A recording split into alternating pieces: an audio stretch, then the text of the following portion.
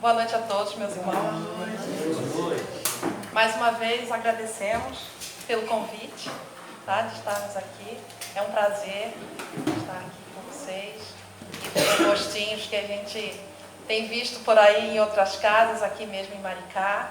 Então, muito obrigada mais uma vez pelo convite. Bom, nós vamos falar sobre reforma íntima.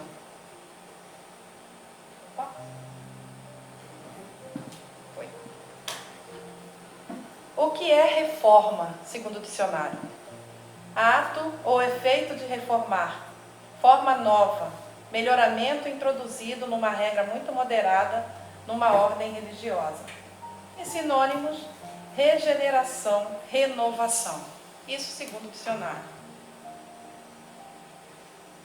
Aí nós temos aqui uma imagem de uma reforma de uma casa. Mas vamos supor que essa casa seja nosso interior, nosso coração. Aqui simboliza que às vezes numa casa, não somente ela em construção, mas quando ela já está pronta, precisa de alguma reforma. Assim somos nós. A gente fala, eu não vou mudar, eu nasci assim, aquela síndrome de Gabriela de nasci assim, você sempre assim, ninguém vai me mudar. Mas não é para mudar para agradar ninguém, e tampouco ninguém vai mudar ninguém. Somos nós mesmos que aos poucos, gradativamente, vamos nos modificando. E isso é necessário para o nosso aprendizado. Independente de religião, independente de sabermos que somos seres reencarnacionistas ou não. Para nossa sorte, nós sabemos. Então, mesmo que hoje eu não queira fazer essa reforma, com as reencarnações sucessivas e graças à misericórdia divina, nós vamos reencarnar quantas vezes forem necessárias, nós vamos ter que fazer essa reforma. É um dever moral nosso. É fácil? Não, não é. Mas nós temos que perseverar para poder a mudança acontecer. Vamos entender ao longo da palestra o porquê.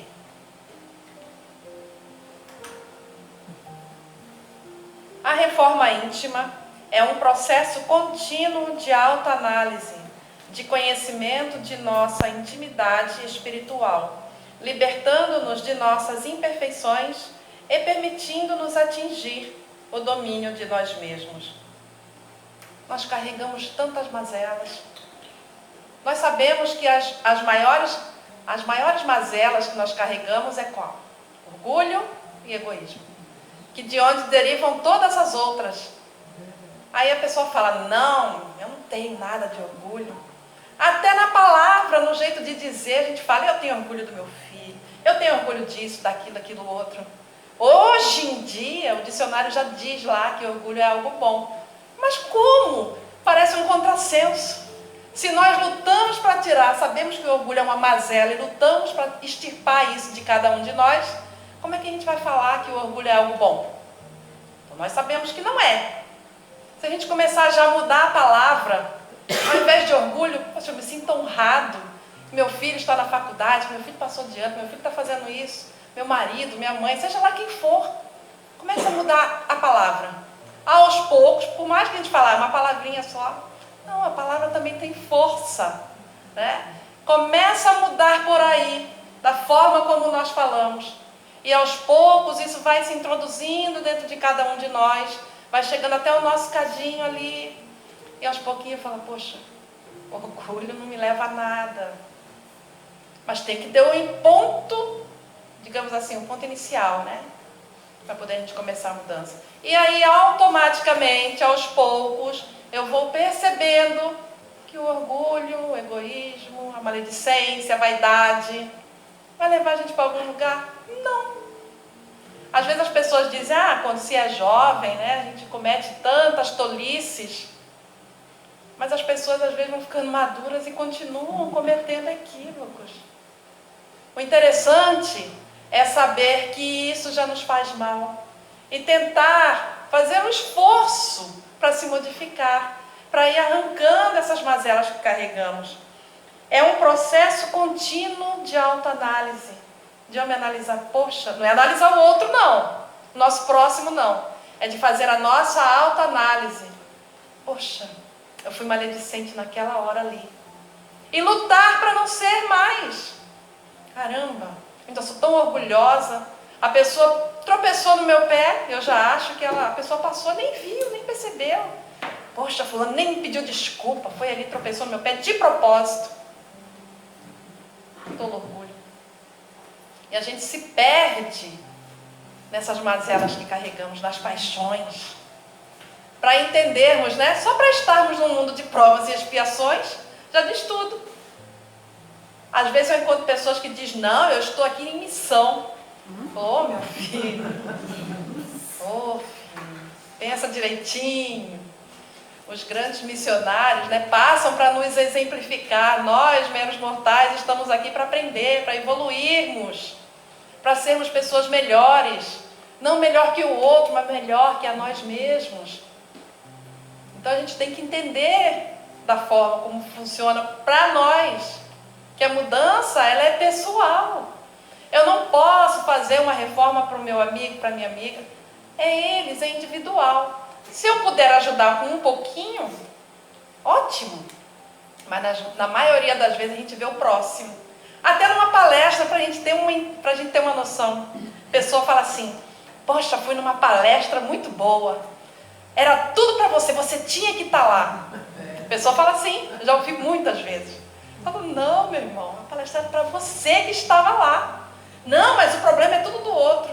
Não importa, ele não estava, quem estava é você, então aproveite. Aproveite o que você ouviu e coloque em prática. Não adianta somente ouvir, ler, estudar, conhecer o Pentateuco de trás para frente, mas não pratica. De que adianta? Tanto conhecimento e fica só na área do conhecimento. E as obras? Porque o que importa mesmo, e se aquela pessoa que não consegue estudar, que não tem nem religião, mas ela pratica o bem, pratica a caridade, é o que importa. Obviamente que o conhecimento vai nos libertar. Libertar de quê? De nós mesmos. Do nosso orgulho, da vaidade que carregamos. Mas devemos conciliar o estudo, o conhecimento com as obras. E aí continua.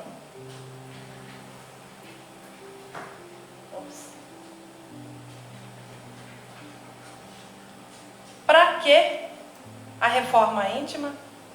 Para transformar o homem e a partir dele toda a humanidade, ainda tão distante das vivências evangélicas. Então tá aí, né? Para que a reforma íntima? A gente pergunta, mas para que eu vou mudar? Para que eu vou fazer a reforma íntima? Tá bom do jeito que tá. Não tá não, meu irmão. Tá não. Comece a fazer a sua reforma íntima. Ah, mas tem uma receita de como fazer? Não, não tem. É cada um com o seu propósito. Hoje eu não vou na porta do vizinho fazer maledicência. Só por hoje eu não vou praticar tanto orgulho. Só por hoje eu vou ser menos vaidoso. Quando a gente fala vaidade, a gente não está falando de passar um batom, como mulher, tá, gente? Passar um batom, colocar não é isso. É a vaidade exacerbada, né? Quando alguém elogia, poxa, sua palestra foi maravilhosa, aí eu inflo, né? Não. É tentar ser menos vaidoso dessa forma. E aí, qual a missão do Espiritismo? Que está lá no Obras Póstumas. Regeneração da humanidade. Mas a humanidade só vai estar regenerada a partir do momento que eu começo a fazer a minha reforma íntima, que eu começo a me modificar. A gente fala que palavras ao vento elas passam, mas os exemplos não. Esses arrastam. E como que a gente fala? Eu não quero ser exemplo para ninguém. Mas nós estamos rodeados por uma nuvem de testemunhas. Não há escapatória não, meus irmãos. O pouco que fazemos, já, digamos assim, é um degrauzinho que a gente coloca lá na nossa elevação. Ah, então é por isso que a gente está trabalhando no bem? Fazendo visita fraterna, estudando, buscando ser caridoso, né? Não, não é somente por isso, a gente está fazendo por prazer. Igual um amigo meu falava assim, Eu não gosto de ir na visita fraterna, eu me sinto mal. Falei, começa a fazer, mesmo forçado. Depois você vai por prazer. No início é assim mesmo.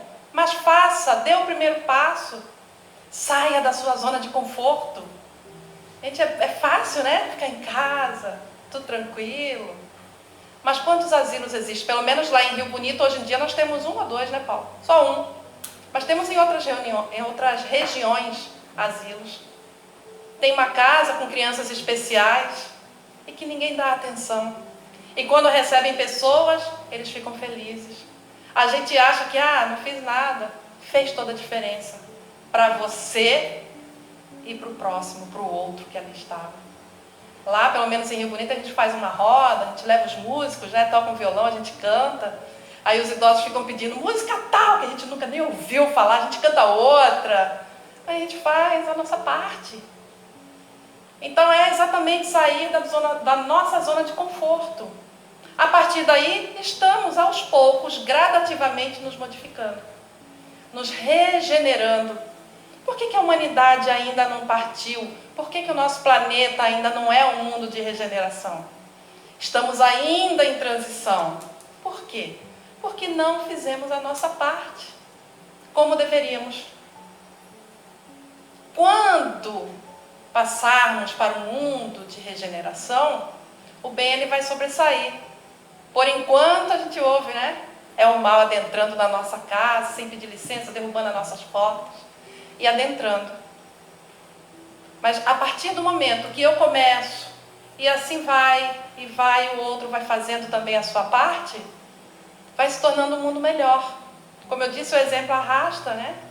O outro vai percebendo, poxa, vai se sentindo até assim, meu Deus. Aquele que a gente pensa, aquele que mora lá longe, chega aqui primeiro, já está ajudando a fazer a limpeza, já está botando água no copinho. Eu que moro aqui do lado da casa espírita, aí eu começo a chegar mais cedo. Aí eu falo, também vou fazer também, para ajudar o meu irmão, fazer a minha parte. E assim começa o outro a ver, poxa, fulano também está indo, eu vou também. O exemplo ele vai arrastando. Não com esse intuito, talvez, daquele que começou para poder ser exemplo para ninguém, não. Mas nós percebemos o nosso próximo e a gente faz à medida que nos é possível. Tem uma música, que eu vou cantá-la agora, chama-se Vencer, de Diogo Fonseca. Pena que eu não trouxe ela toda. Essa música aí. Que nós vamos também enfatizar bem no nosso estudo, que ela se encaixa perfeitamente. Quando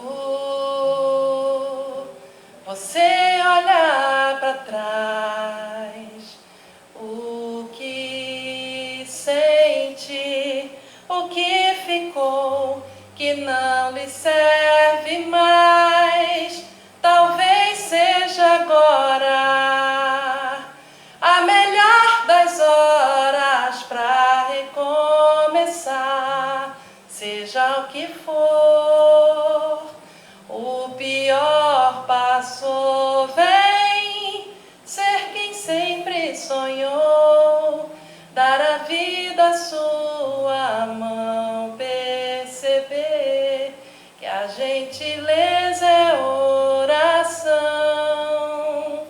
Vem ouvir a nova canção, implantar o evangelho de vez no mais sagrado templo, o coração, o coração. Então, se nós pararmos para analisar, quando você olha para trás, o que sente? O que ficou que não lhe serve mais? Se nós olharmos hoje, falando por mim, se eu olhar para trás, eu não estou nem falando de outras reencarnações, não. Porque com certeza em outras reencarnações eu fui muito, mas muito pior do que sou hoje. Eu estou em processo de reforma, de mudança, né? Então, se nós olharmos para trás, eu falando por mim, hoje, nessa encarnação, eu sou muito melhor do que eu fui ontem. É um processo gradativo, é aos poucos. Não é, eu vi a palestra, hoje eu já sou bom, já sou... Não. Demora, não é fácil. Então, hoje, e o que ficou que não lhe serve mais? Quando nós olhamos para trás, nós nos sentimos honrados, não orgulhosos, tá? Nos sentimos honrados ou nos sentimos envergonhados? Mas a questão é, mesmo que, quando olhamos para trás e vemos que não fomos pessoas boas, estou falando desta encarnação, que não fomos pessoas boas, que cometemos equívocos, devemos praticar o perdão para nós mesmos, nos perdoarmos e dar o pontapé inicial, recomeçarmos. Porque, obviamente, que Jesus envia bons espíritos, estendendo as suas mãos para que nos levantemos, para nos enchermos de forças e coragem, para avançarmos na nossa jornada evolutiva. E é assim que devemos nos sentir, honrados por termos esses irmãos e não nos deixarmos nos abater. Aí voltamos à pergunta, é fácil? Não, não é. Mas nós sabemos e devemos confiar, termos a fé do tamanho de um grão de mostarda para prosseguirmos a nossa jornada evolutiva. Só assim nós vamos conseguir nos desvencilhar das coisas passadas. Ah, então vai ficar por isso mesmo, eu me perdoei, está tudo certo? Não. Vamos reparar o que nós fizemos lá atrás. Mas a reparação, nós podemos fazer a escolha. Vamos reparar por amor? Porque se não soubermos reparar por amor, vamos sofrer. Porque a dor baterá à nossa porta. Porque é aprendizado. Quem gosta de sofrer? Eu não gosto. Mas às vezes a gente sofre porque somos rebeldes, recalcitrantes. Não conseguimos fazer a nossa reparação com amor, por amor. Então sofremos para aprendermos a amar. Para aprendermos todo o processo de autocura, de autoajuda, de auto nos amar e de amar o nosso próximo. Então é assim que acontece. Talvez seja agora a melhor das horas para recomeçar, seja o que for, o pior passou. Eu tiraria esse talvez seja agora, afirmando, é agora. Essa reencarnação em que estamos conscientes, plenos, é a melhor reencarnação que estamos tendo. O contato com a doutrina espírita que nos descortina a ignorância, que nos torna seres pensadores, seres melhores hoje do que fomos ontem. E aí não importa se é nessa encarnação, se é em outra, somos seres melhores. Por isso devemos cada vez mais buscar a nossa evolução. E para isso, precisamos nos reformarmos intimamente. Quando a gente fala intimamente, né, é cada um reformando o seu coração. Seja o que for, o pior passou. Aí a gente fala, poxa, mas eu ainda estou passando por uma tormenta. Quando ele diz aqui o pior passou, é exatamente por estarmos hoje conscientes, por entendermos que mesmo em meio às tribulações, mesmo em meio à tormenta, nós sabemos o porquê que estamos passando por aquilo. Se hoje nós não temos, poxa, eu sempre fui bom desde que eu nasci, nunca cometi nenhum equívoco nesta encarnação, mas em outra, com certeza cometemos. Então a dor bate à porta. Não com uma forma de castigo, porque Deus não castiga ninguém, mas é da lei de causa e efeito. E nós estamos propensos à lei e devemos cumpri-la. Então vamos encarar tudo que nós estamos passando com fé, com resignação, para poder nos movermos, porque senão nós vamos cair, quedar vencidos. E não é essa a proposta do espírita cristão. O espírita cristão, mesmo em meio à dificuldade, em meio à sua luta interna, é um dever moral nosso prosseguirmos, porque entendemos todo o processo pelo qual estamos passando. E aí ele continua: vencer quem sempre sonhou, dar a luz à sua mão, dar a vida à sua mão, perceber que a gentileza é a oração. Dar a vida à sua mão são as obras. Eu disse lá no início, né? Não adianta tanto conhecimento se eu não pratico. Então é conciliar as duas coisas, dar a vida à sua mão. Não apenas ficar no campo mental ali, que eu ouvi, entendi e está tudo certo. Praticar a caridade, ser fraterno, ser cordial, ser caridoso. É dever moral nosso. Perceber que a gentileza é a oração. Todos esses bons sentimentos. Quando eu sou caridoso com o próximo, eu estou levando meu pensamento, estou fazendo uma oração. Quando eu sou gentil, porque hoje em dia, no mundo que a gente vive tão corrido, as pessoas estão com tanta pressa que se esquecem de ser cordiais, se esquecem de ser gentis. E quando paramos para ouvir o nosso próximo, estamos sendo gentil. Quando paramos para abraçar o nosso próximo, estamos sendo gentil. Estamos elevando os nossos pensamentos, coração com coração. Estamos fazendo a nossa oração. Vem ouvir a nova canção, implantar o Evangelho de vez no mais sagrado templo, o coração. A doutrina espírita, ela é uma jovem senhora, né? Em meio a tantas outras religiões, nós podemos dizer assim. Agora, o que significa implantar o Evangelho de vez no mais sagrado templo, o coração? É exatamente vivenciá-lo. Vivenciar o Evangelho de Jesus.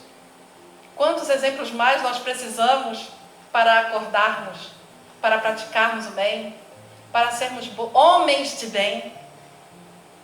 Quantos já vieram para nos exemplificar? A gente pode citar alguns. Madre Teresa de Calcutá, Gandhi, entre outros, Francisco de Assis. Não vamos nem falar de Jesus, que é um espírito crístico, que encarnou, totalmente diferente de nós. Ele encarnou no planeta Terra, ele não reencarnou, encarnou. E quantos exemplos nós temos, quantos mais precisamos para nos despertarmos, para aprender que o momento é agora, de mudança. Daquela casa que nós mostramos lá no slide, lá atrás, é a nossa casinha interior. Fazer a nossa reforma, mexe daqui, mexe dali, até falar, estou no caminho certo.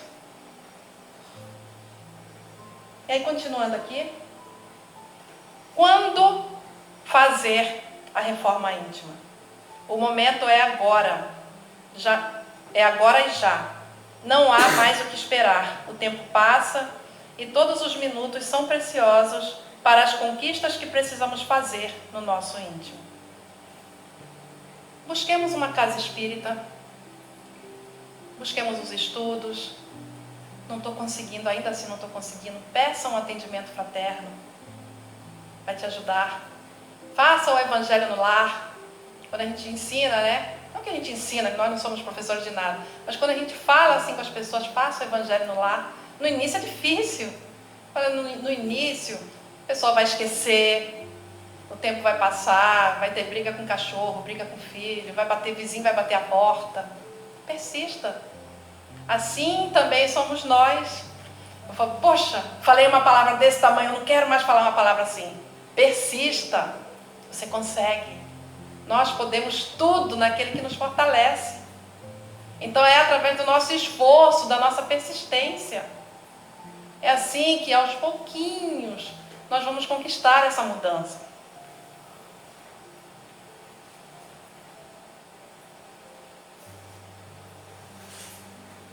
Na questão 919,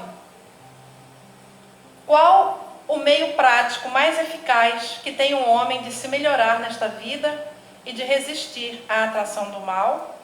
Um sábio da antiguidade vos disse: conhece-te a ti mesmo. Então, se a gente parar para pensar um pouquinho sobre Sócrates, Sócrates ele nasceu no ano 399 a.C. E Sócrates foi um filósofo grego.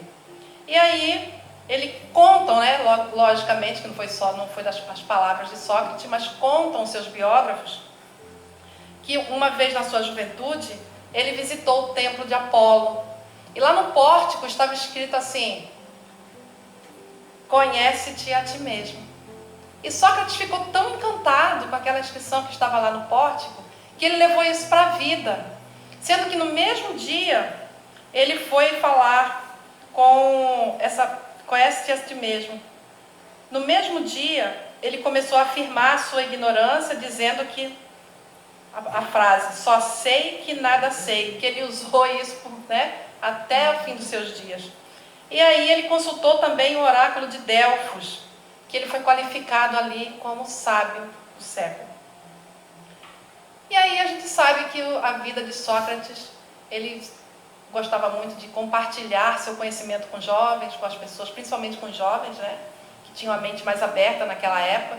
E a gente sabe das perseguições que ele sofreu, das perseguições políticas, até chegar à sua morte.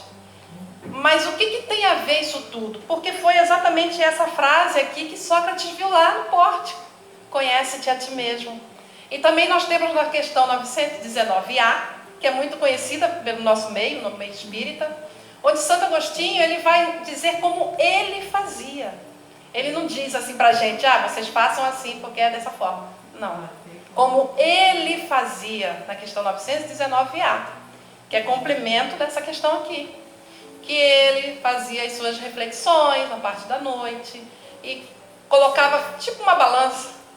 Hoje eu fui menos orgulhoso. É um exemplo, tá, gente? Não é bem essas palavras não que está lá. Hoje eu fui menos orgulhoso, mas eu ainda fui maledicente. Então ele fazia um contraponto, eu tenho que mudar mais aqui. Aqui eu estou melhorando aos pouquinhos. Ele fazia dessa forma e cada um de nós vai ter o nosso meio. Como eu disse lá na frente também, não tem uma receita de bolo, faça dessa forma, faça assim. A partir do momento que a gente vê como Santo Agostinho fazia, já um exemplo para nós. Poxa, Santo Agostinho fazia dessa forma, então deixa eu correr atrás, tentar o meu meio também de me modificar. E aos poucos, gradativamente, a gente consegue. Bom,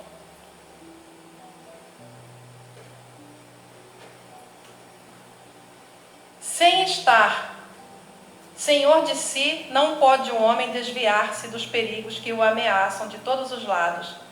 O essencial é alcançar esse primeiro triunfo, aprendendo a amar, a perdoar, a construir ou reconstruir, sempre imbuído de força de vontade, pronto às reações pelo bem e para o bem. Aliás, todas essas frases nós retiramos desse livro aqui. Deixa eu ver se eu acho...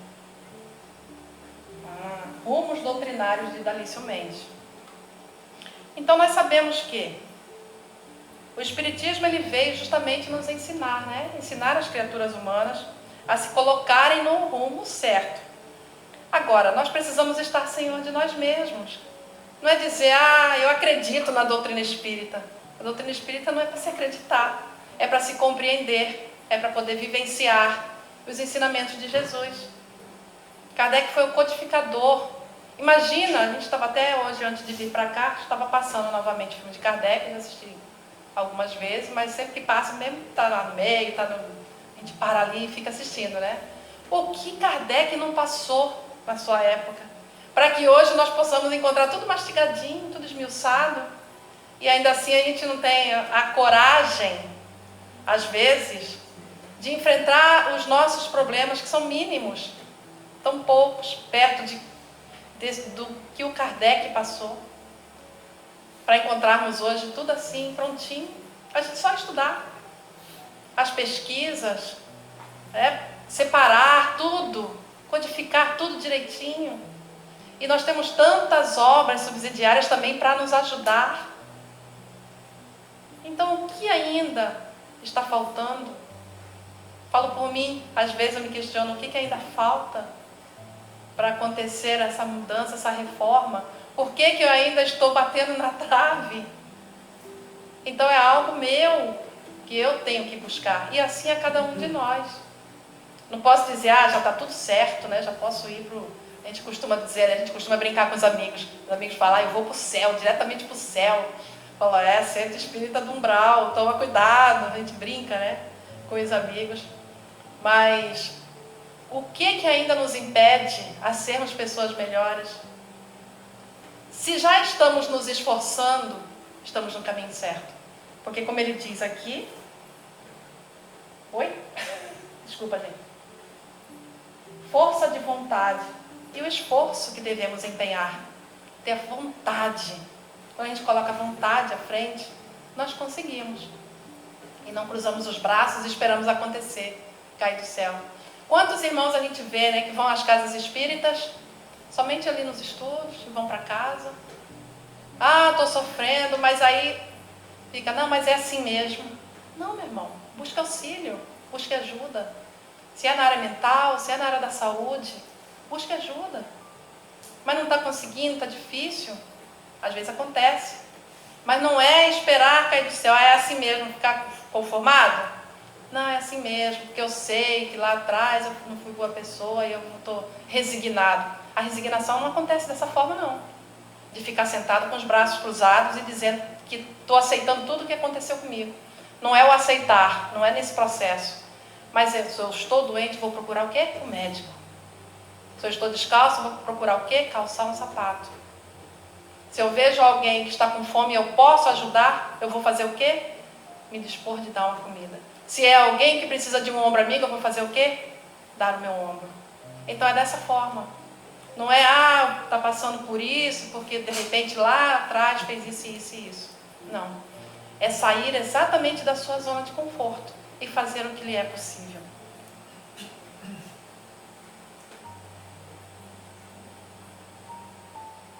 O espírita não pode, nem deve ser um indivíduo desanimado, presa de invencível conformismo. Acabei de falar disso, adiantei a situação. É de seu dever reagir sempre contra estados depressivos, não exagerando que sempre as coisas sucedem em razão de débitos espirituais do passado ou do presente, e que deva curvar a cabeça e quedar vencido. Então é exatamente o que eu estava dizendo, sair da nossa zona de conforto, buscar, não se entregar, no sentido de, estou conformado, né? Tudo bem. Não, meu irmão. Procure auxílio, procure ajuda. Quando ele diz aqui, pois ser um indivíduo desanimado, presa de invencível conformismo, é de seu dever reagir sempre contra estados depressivos. Estados depressivos, nós não estamos falando da depressão em si. Estado, porque às vezes a gente oscila, a gente desanima, a gente vai para a casa espírita como se estivesse desanimado. Poxa, eu estou indo meio que forçado, porque hoje eu não estava muito a fim de ir. Mas está lá, mas vai. É exatamente isso, é lutar, reagir. Não é a luta como a gente fala, né? Eu que já pratiquei algumas artes marciais, não estou falando desse tipo de luta.